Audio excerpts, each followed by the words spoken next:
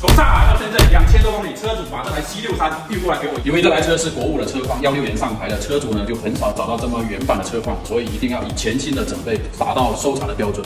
这台车来解决几个通病的问题：顶杯磨损、凸轮轴比较有异响，还有周边老化件，再加上引擎有一些渗油的情况。 发动机漏油严重，然后呢，再加上这个波箱的这个前油封渗油严重，所以我们最后选择把这个发动机漏下来。我们现在其实就是把这个气壶管、发动机、引擎周边的这些连接件把它拆了。前桥螺丝卸完，我们这个时候把车壳顶起来。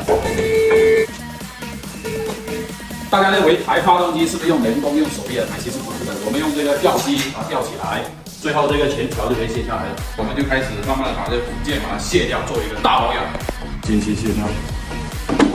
进气的这个机器箱把它拆掉，然后呢，这个进气管这里，废气阀这里能倒出机油出来的，就像是这个废气阀还是废。现在就可以很清楚的看到8个进气道，里面黑乎乎的都是积碳。现在就是要发动机跟变速箱要把它分解开来。首先呢，这里面大力鼓螺丝要先把它松掉，这个洞里面，然后呢，再把波箱的这一圈螺丝拆松，波箱和发动机就可以拆散分开。后油封这些胶一看就知道是以前有给人修过的。 然后呢，后油封依然还是漏油的状态。然后这一抽就是整颗发动机的线束。然后呢，减震漏油，并且底盘松松垮垮，把这个前条螺丝4颗都把它松掉，机脚胶完全塌下去了。整个前条出来了，看到没有？这2个机脚胶是撑着整个发动机重量。最后我们要给它洗个3行。关注我，下一期我们就来讲解分解这个发动机一些通病的地方。